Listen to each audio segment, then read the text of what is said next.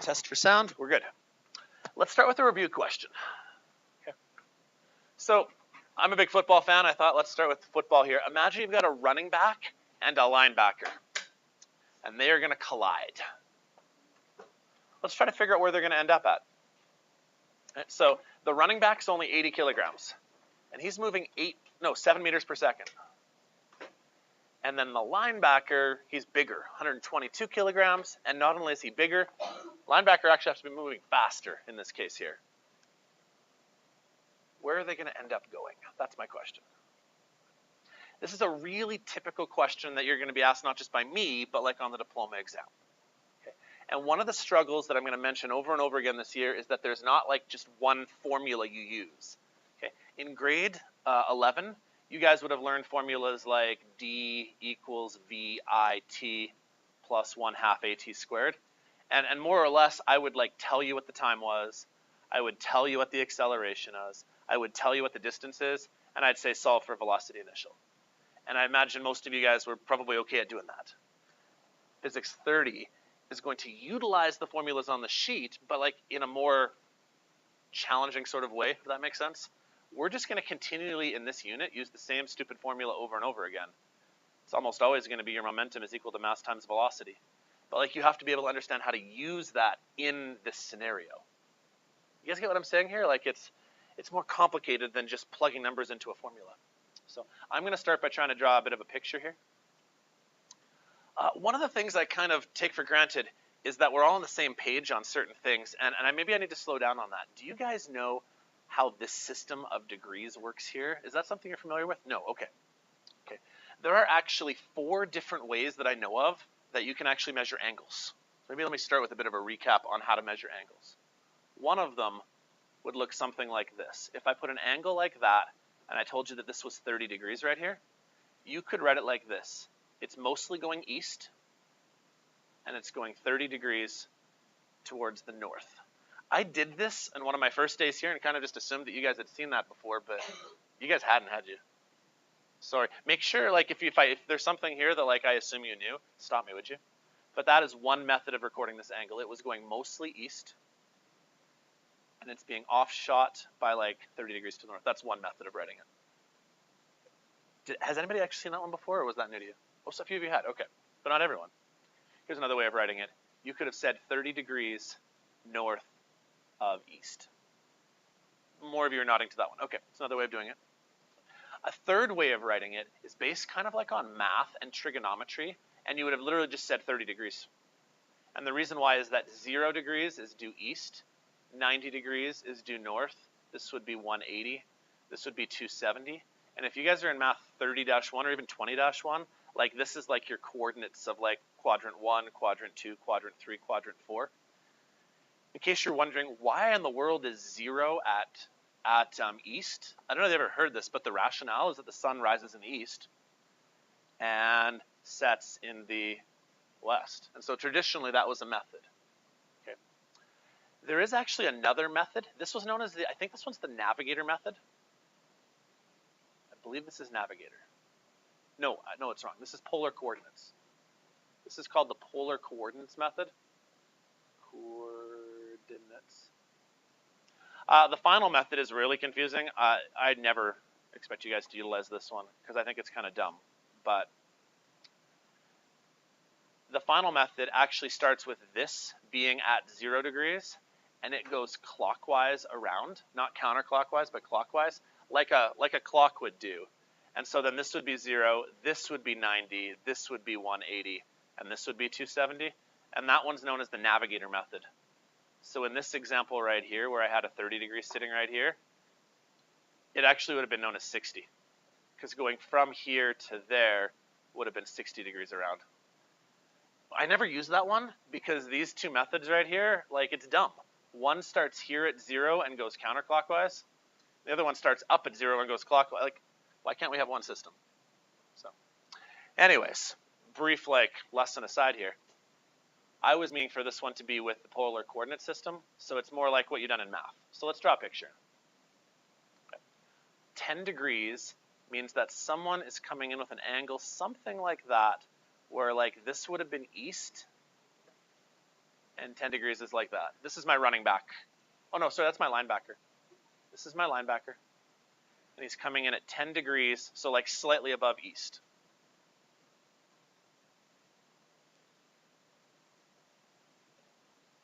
And if I use maybe another color for the other guy, 250 degrees, let's see.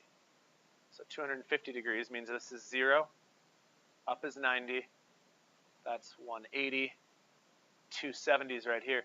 250 means he's kind of coming down like this. So I should maybe draw like this. And that's the 250 degree guy.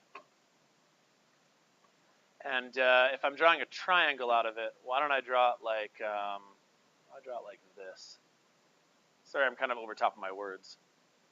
Can't move it anymore. And let's see, if that's 270 to here, that's 20 to there. That means this would have been 70 degrees right here. So you guys can see that's 70 degrees kind of in that corner. They're going to collide. Which way do you expect them to go? Yeah, maybe down like this way, kind of. Now the running back might have enough forward momentum to actually push the pile forward a little bit. Or maybe this guy's hitting so hard, maybe he'll actually knock him backwards. That's possible too. I'm actually not sure which one it is. So let me undo this though. Well, in order to solve a question like this, what we really need to do is solve like I did one day for like A and B, and maybe let's call this side here C, and side D. Let's calculate all of the components of like the X and Y momentums and calculate those. Right? So it's a lot of small tedious calculations, and it's not even on your formula sheet because you have to account for sine and cosine. One more thing before I start here. Why don't I write out the momentum of the linebacker on the hypotenuse? The linebacker was 122 times 8. What was that? Somebody have a calculator? I should grab my calculator, actually. So the linebacker is going 122 by 8.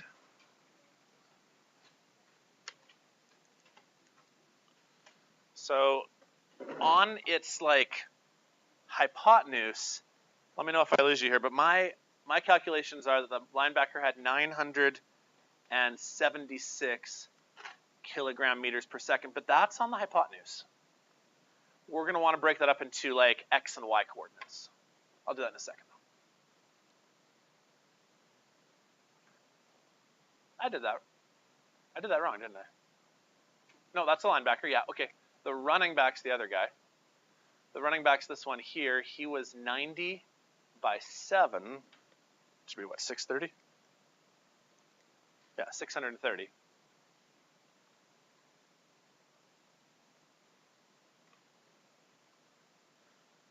You guys able to follow that so far? But now the challenging part, I have to break this up into his X and Y components, his X and Y components. And they're all going different ways, right? A is going this way. Why don't I make A be going like, say, in a positive direction? Because C is like going in a, say, a negative direction. Can I get what I'm saying here? A is going towards our right, so let's make that positive. So like this way can be positive. But then if you're going back this way, like the what is that, the running back is? That'll be negative. I should do the same thing maybe in the up and down directions. Let's make up be positive and down be negative. So that means that B is going to be positive, but D is going to be negative. This isn't on a formula sheet though, right? You get what I'm saying here? This is why med schools and engineering you need some physics, right? But this is why those places, they want you to take physics because they need to know that you can interpret problems and think them through. And it's not just like straight plug something into a formula and do that, because we got computers that can do that now, right? Yeah, Malik, right?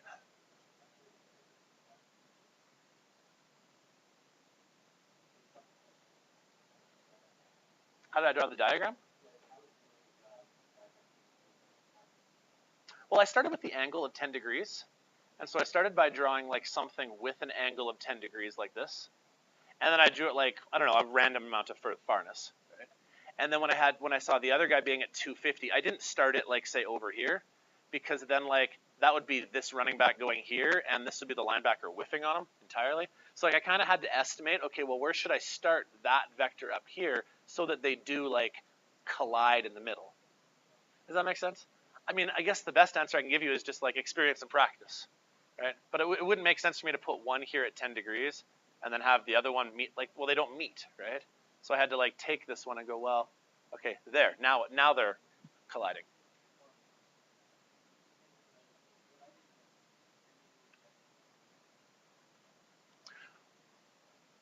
So you went 10 degrees like this, and then this one like that? Oh, okay. Okay. Oh, did you draw like your triangle like this one like this? Like a triangle like that?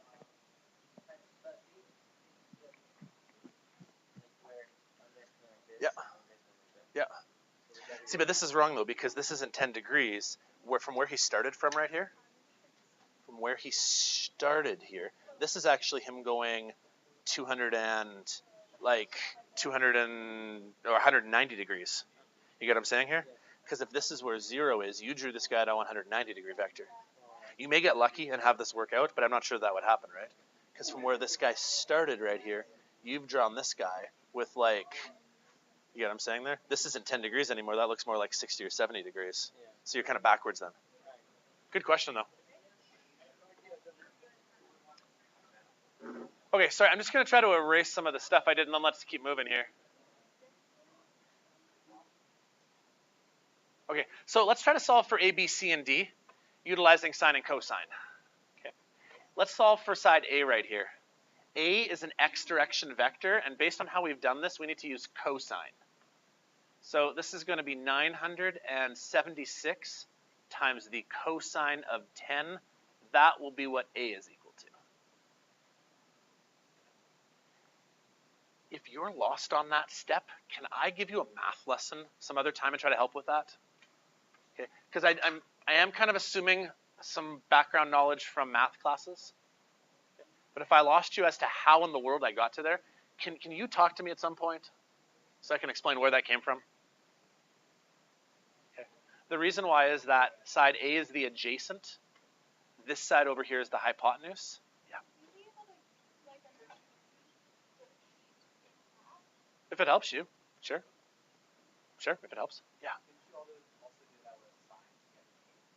Yeah, that's what I'm going to do next. Yeah, because that's actually the exact same thing here. Then I'm going to do 976 times the sine of 10 degrees. Tyler, right? Yeah, good call, right? Like, if I use sine, that'll give me the y direction. That'll give me b. So I'm going to solve for both of those right now, and I'm going to store them in my calculator as those letters, because I know I'm going to need them again later. So 976 cosine 10. I'll write it down just so I have it here. I got 961 and change. I'm going to store it as letter A. And I'm going to do 976 times the sine of 10. And on that case, I got 169 and change. I'm going to store that as letter B.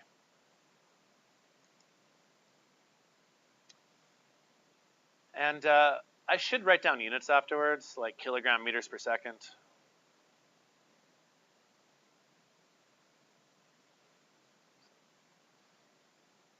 Does that make sense?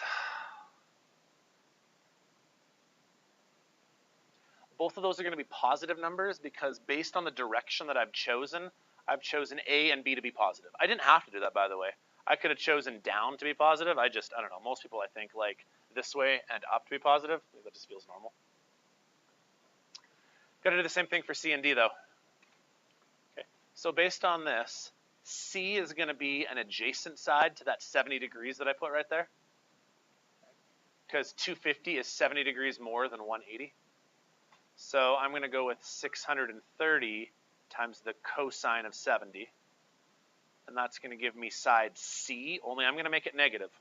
So 630 times the cosine of 70. I'm going to make it negative. I got negative 215 and change. And I'm going to store that as letter C. And I'm rapidly running out of room here. Let's move the recording thing way out of the way. Put you way up there. If I do 630 times the sine of 70, that should give me side D, which again I'm going to make negative because I know it's going down. So 630 times the sine of 70, make it negative. I got negative 592 and change. You guys will notice I like to just write dots afterwards because I'm not saving the number like on my paper, I'm saving it in my calculator. But like if you guys want to write out like 19 decimal places, whatever. Did everybody else get the values I did? Okay, I'll give you a second just to try them and catch up just to make sure, in case you weren't ahead of me.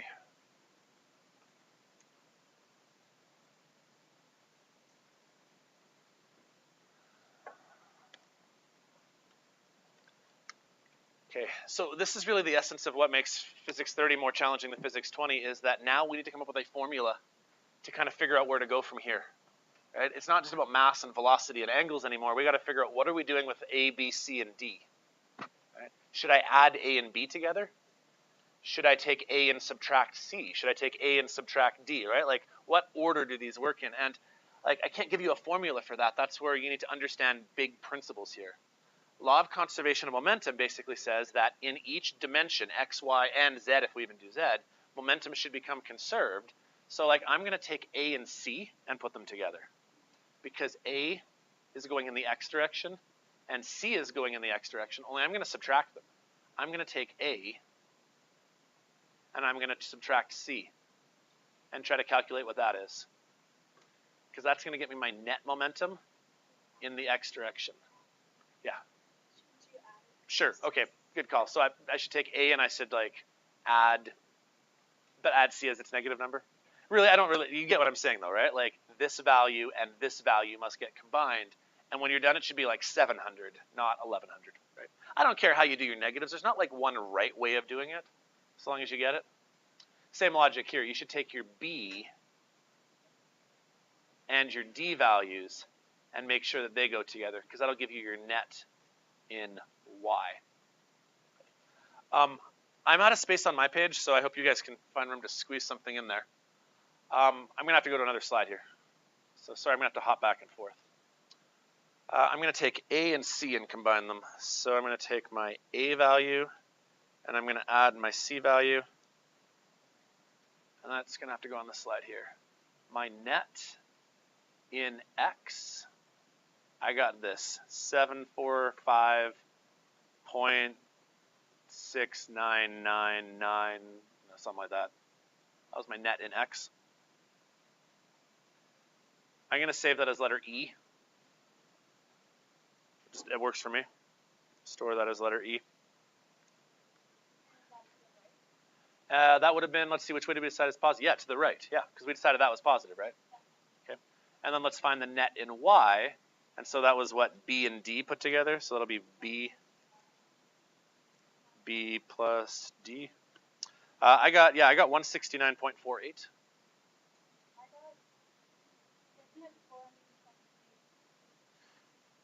Oh, you know what? I never actually stored a number as D. Sorry, I messed up here.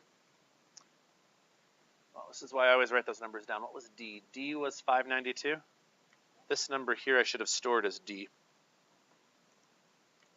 Okay, let me try that one more time. B plus D. I got negative 422. Okay, good. Okay, so let me go back to the slide here. My net in Y, I got now a negative 422.5 and change. I don't know. Let's call it F. Sure. Because you're right. Yeah, it's going to be south. But I'm just going to use that as a letter to store it as. Store it as F. Was everybody else able to calculate those values by summing up your vectors? Okay. Well, now let's draw a new picture. This, as Mila said, this would be going towards the east, I think it was. But this would now be going down. This would be going south. So if I redrew this now, I need to have a certain amount going east, a certain amount going south. Their net resultant is going to look like this. So if I go back to my initial picture, if you can bear with me for a sec, I think we were right about our first one. Which way is this guy going to end up traveling? Yeah, he's going to end up going forward still a little ways. Right. The linebacker is going to kind of push him off course, but he's still going to more or less travel forward. So let's finish this off here. I now know that this side right here is E, and this side right here is F. How do I calculate the hypotenuse? Pythagoras' theorem? Right. Okay, so that's why I have them right in my calculator, right? E squared plus F squared square root. Okay. And like, I don't necessarily need to see this step. If you can just write out that like this side is equal to the square root of E squared plus F squared, since I already know what E and F happen to be, here's what I got. Let me know if you get something different. I got 857 and change for my value. We got to talk about this. This is now a momentum unit, isn't it? And its units are kilograms meters per second. I didn't want momentum. I actually wanted to know its velocity. So what's the last step I need to do here? Divide by both the masses. Well done. Yeah. Because we now need to use the formula momentum is mass times velocity. Divide by mass to get velocity. But when I divide this by a mass, I need to divide by their collective mass because the one guy tackled the other guy. They're now one object. So what's 90 and 122? 212? So I'm going to divide this by 212 kilograms to get my velocity. Actually, it's just my speed at this point. I got a speed, no vector yet, of 4.04. And I only get 2 sig digs. So let's call it 4.0.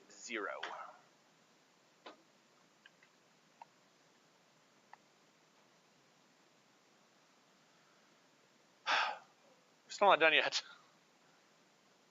I know, this is why this is hard. It's a lot of work. Yeah, we need the angle. That being said, once you get used to like the same sort of steps over and over again, there is a bit of repetition to it.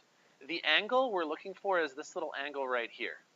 Because I believe that we are going a certain amount south of east. Right? Like we're going southeast. I just need to find this little angle right here. All I got to do to solve that, to solve for the angle, is inverse tan. If you tan inverse the opposite over the adjacent, so that's F over E. If you do this opposite over adjacent, that gives you that angle. Okay.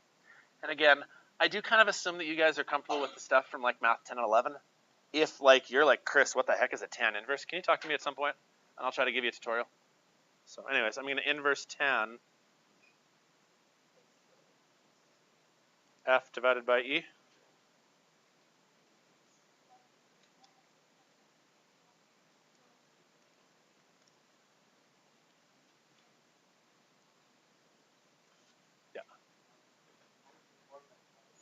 This one right here.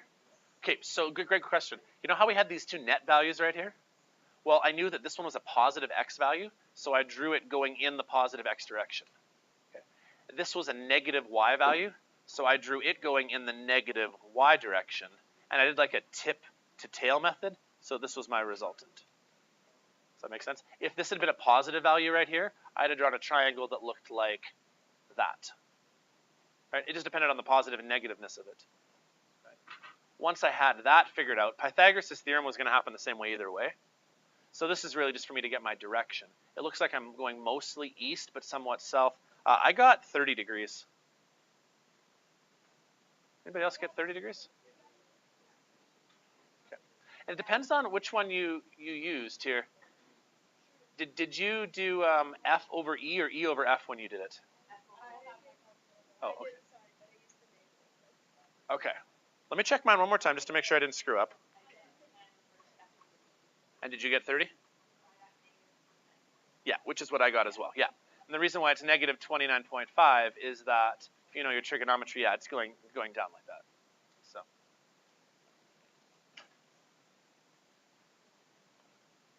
If you don't use the negative number, it'll probably give you a positive one, right? If I were to use, let's just try this here. I'm going to inverse tan the opposite, which would have been 422. over the adjacent 745. Yeah, 30 degrees. Okay, there's our answer. Does anybody have any questions like right now? Like feel free, by the way, to stop me now, but like you can ask me later as well. You guys able to follow that? Okay. You got negative 60, eh? When you did your inverse tan, did you do this number? Like it should have been the tan inverse of the, because like to me it feels like you must have this angle right here then somehow. Did you do the 422 number divided by the 745 number? Yeah, and so you've solved for this angle right here because 30 and 60 equals 90. Yeah. Okay, so that's why you have, so like in your triangle here, this number right here was the 745 number, and this number right here was the 422 number. Okay. When you did yours of the 700 divided by the 420, you did this is the opposite, and this is the adjacent. If you choose this to be opposite and this to be adjacent, you actually solved for this angle here. Does that make sense? That's all. We can still utilize that. It's just if you recognize that this is now 60 degrees, hopefully you recognize that's 30 degrees, so then, yeah, that's all. Yeah. And again, that's what makes the physics so challenging, is that everyone does it slightly differently. There's not like one right way of doing it. Yeah. Okay, and I got that as well. If you know your trigonometry, the negative is just because it was going like backwards around the circle. Yeah. You'd have to do 30-1 maybe to do that, or maybe you'd learn it in 20-1. But like a negative angle, based on this system, a positive angle goes this way, and a negative angle goes backwards. Have you seen that before? It's something you might have learned in math. Do you do it in 20-1? Okay, just depends on how far your teacher goes. Okay, cool. Okay, let's talk about our last kind of concept here. We are like done the unit, guys. Believe it or not, this is a very short unit in terms of what I need to like present to you, but you definitely need practice. Like you need scenarios to work through, very purposeful ones to try to build some skills, okay? There's like only really one more terminology concept I need to show you, and it has to do with energy again, okay? You guys with me? So momentum is a vector. We care about direction. Here's a little bit of talking here, guys. Okay. But we can also talk about energy as well. And we have a term for things. They're either known as an elastic collision or an inelastic collision. And it really depends on whether momentum is, or whether energy is conserved or not, okay? Now, we already know that, like, unless you truly have an isolated system, it's not really possible to conserve energy. But we're actually going to talk later on in this course about isolated systems. For example, when an electron collides with a second electron, that would actually be an isolated system. You haven't even covered that yet, I imagine. But like, what does it take for there to be an isolated system? Well, there'd have to be like no loss of energy to the outside surroundings doing something, right? Now, even that fan right there is messing up our system because it's pushing atoms of air towards us, right? But if we talk about a system that is so incredibly small, like electrons, air cannot affect an electron. Because an electron is infinitely smaller than the air molecules themselves, right? Like the molecules of air we're talking about, the nitrogen gas, the carbon dioxide gas, the oxygen gas, an electron is like a small portion of that, right? So it is actually possible for us to have energy conserved. So the terminology we use is either an elastic collision or an inelastic collision. Elastic collisions, energy is somehow conserved. Inelastic collisions, it's not. Okay, I'm going to skip my next example if I could and come back to that last. The words I need you guys to know are microscopic versus macroscopic. Have you ever heard those words before? Basically, microscopic means you need to see them. Use a microscope to see it. It's that small. Whereas macroscopic means it's something that you could visualize, okay? We almost always, up till now, have been working in a macroscopic level, things that we can see. I'm going to throw something, you can see it, okay? And in those cases there, it's almost always inelastic because you lose energy. This is actually one of the questions on your assignment. Give me some examples as to a reason why you'd lose energy. Friction due to heat. Maybe you warp or bend something. Maybe there's light or sound made. That would be a reason why energy is like lost. It's not really lost. It's just not useful anymore. Okay? But none of these things are going to occur if it's, say, electrons colliding. Because they're so small, they they're smaller than those things would even exist, right? Like, it's the smallest particles we know of. So, like, you're not going to hear two electrons hitting each other, right? Does that make sense? So, anyways, let me show you an example of how this would be useful to us. The concept is actually what we're going to do in our lab coming up. It's called a ballistic pendulum. And what you do is you hang on a pendulum system, right? You hang something on a pendulum, and you either shoot something at it, or what we're going to do is we're going to shoot something out of it. Same concept. Imagine you shoot a bullet at this block. Well, if you can kind of visualize it, the bullet is now going to get stuck inside the block, and the block is going to swing upwards. We can actually use energy principles to then calculate how fast it was traveling. Because if I know the height of this swing, I can calculate mass times gravity times the height that was gained, and I can calculate how much potential energy was gained. Well, where did this potential energy come from? Well, it must have come from kinetic energy. This thing right here, this block right here, must have had some kinetic energy causing it to move upwards.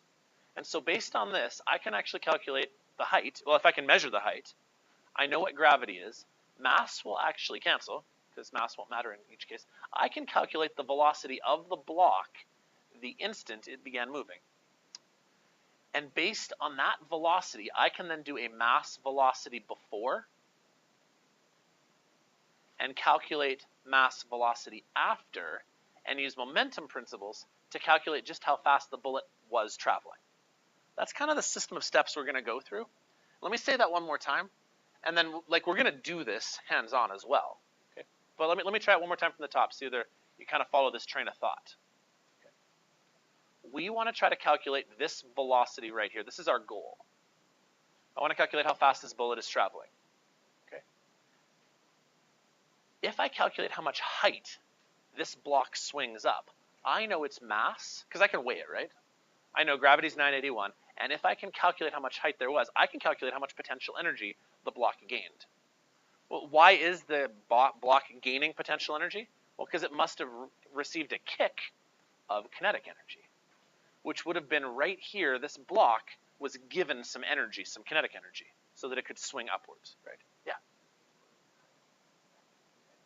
It will, because over here, the bullet's mass is by itself, but over here, these masses are the bullet plus the block collectively. Good call, and we have to consider that. Yeah. Again, that's what makes physics physics. However, in this scenario right here, though, the bullet was in the block right here, and the bullet was in the block right here, so actually the mass doesn't matter right now. So we should be able to algebra this. I'll say that a lot. We're going to use algebra to rearrange and solve for the velocity of the block just as it began moving. So like after the collision, we should actually now know the velocity of the block afterwards through energy principles. But I also know its mass, because there's a bullet stuck in a block. I can weigh that. So I know that mass. Well, before we began, what was providing the momentum before we started? Well, the bullet. Now the bullet has a different mass. So this is the bullet of the bullet, whereas this is the mass of the bullet and the block. But if I know that, I should be able to isolate for that velocity. So we can actually combine a whole bunch of principles together. And again, all of these are formulas on your data sheet, but how we utilize them, that's what's challenging. So let's give it a try. Here's the numbers we need. A exceptionally light bullet is fired from the gun and hits the pendulum. And I am going to be exceptionally precise with this. You guys remember from yesterday the idea of precision and accuracy? I need to be very precise because this bullet weighs so little that I better know exactly how many digits the block happens to be, because I'm going to need to add those together. Okay. Well, the ballistic pendulum swung this high above the ground. That's actually all we need to do to calculate the velocity of the bullet before we start. So let's begin. I'm going to calculate mass times gravity times change in height, but I know that all of my potential energy is going to essentially have come from kinetic energy. Now, I actually do know this mass, because the collective mass of that block is this plus this. But since it's on both sides of the equation, I don't even care. It actually doesn't matter yet. It will later, though. So I'm going to plug in some numbers. This was 9.81 meters per second squared. The height the block moved was 0.219 meters. That's equal to 1/2 of your velocity squared. I'm going on a bit of a limb here. I'm going to assume you guys have like the algebra chops to pull this off. I don't need you to show me like times both sides by 2 square root. Okay? Like if you just want to go right to telling me what the velocity is, I'm cool with that. Okay? If you feel like you need to write out every little algebra step, that's fine too. But like at some point we kind of assume you guys can handle the algebra. So 9.81 times by 0.219 times by 2 and square rooted. This is 2.07 and change meters per second. And like I'm going to do all throughout this course, I'm going to call that a letter because I know I'm using that number again later. So I'm going to store that as A.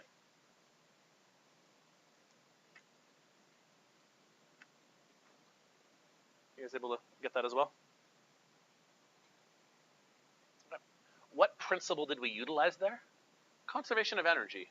We assumed that all of the energy that the block had from kinetic caused it to like swing upwards. That's probably not true though, because I bet you some of it caused warping in the brick. Maybe there's some friction. Right? We assume there's minimal air resistance, but that's probably not true. But we're going to make that assumption. Now for the second half of the problem, now I'm going to use conservation of momentum. The mass and the velocity of my bullet would have transferred to the mass and velocity of the bullet in the block. I'm kind of making my own equation up here. Before I began, the bullet had some momentum. And after they collided, collectively they had some momentum. That's how I'm kind of making my new formula. But again, this is not so bad. I know the mass of the bullet. The bullet was 0.0149 kilograms. I didn't know its initial velocity yet. What's the mass of the bullet in the block, though? It's not just the 2 kilograms, right? It's 2.0149 kilograms because the bullet is lodged inside, right? And then I'm going to times by its velocity. I'm just going to call that A because like that's literally why I gave it that letter distinction. So now algebra this. This looks pretty easy, right? Just divide both sides. So take that number times by 2.0149, divide by 0.0149, and I calculated a velocity with 3 sig digs of 280 meters per second. The 2 decimal places from? Oh, well that came from this one right here, right? That was the mass of the bullet. And then when you take this and you add them together, that's where this mass came from. Yeah, so this one is, that's the letter A right there, which was this velocity right here. So I did, yeah. Yeah, and I solved for this unknown velocity right here, because this was the one I was unsure of. Because I want to know how fast the bullet was traveling.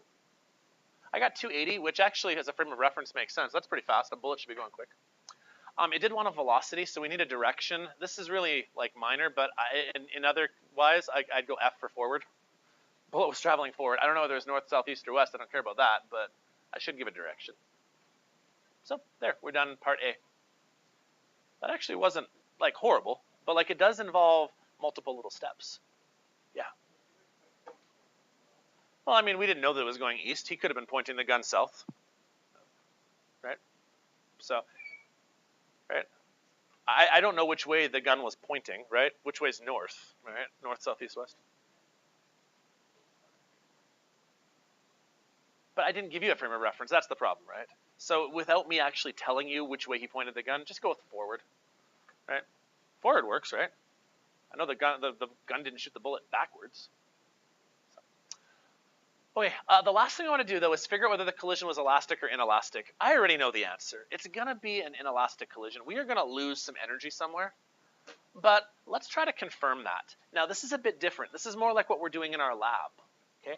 There are no unknown variables anymore. We know all of our masses and all of our velocities. We're going to try to figure out whether the kinetic energy we had before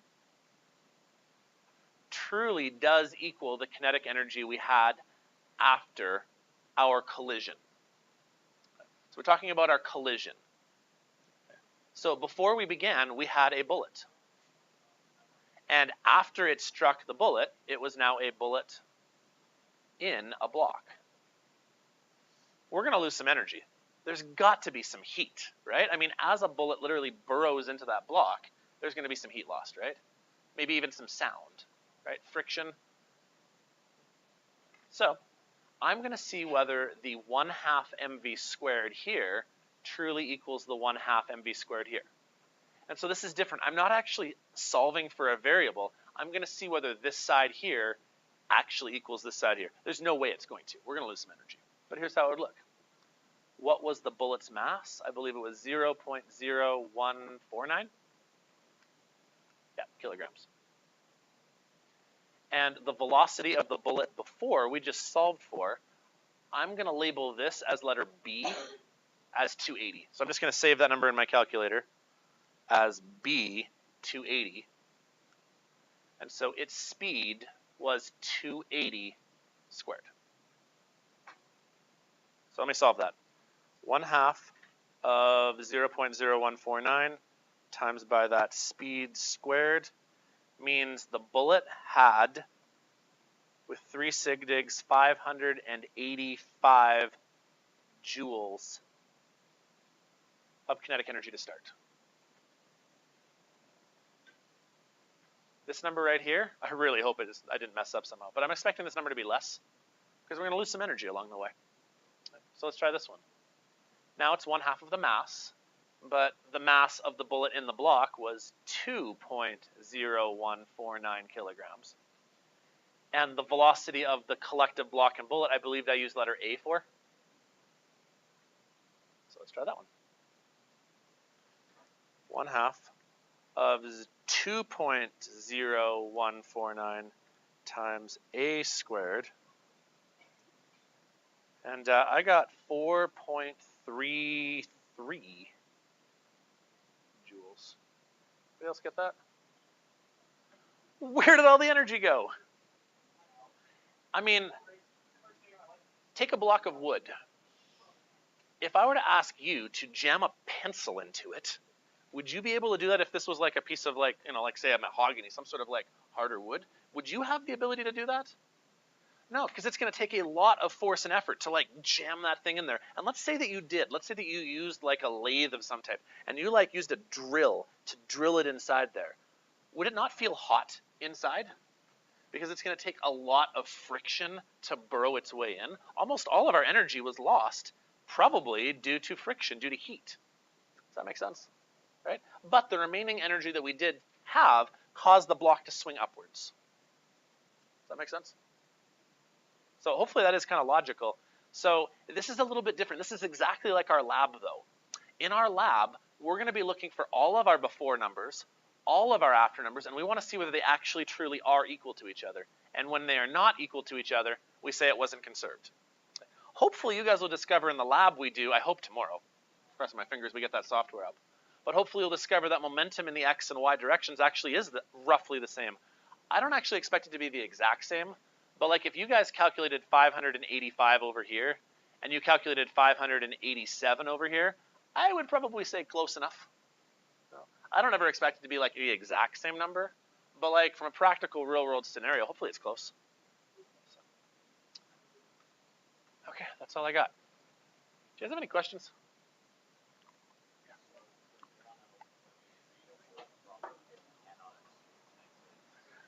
Unfortunately not. We're probably losing energy. Now, that being said, we can still use conservation of momentum. But we may be losing energy along the way, though. Yeah, it will, right?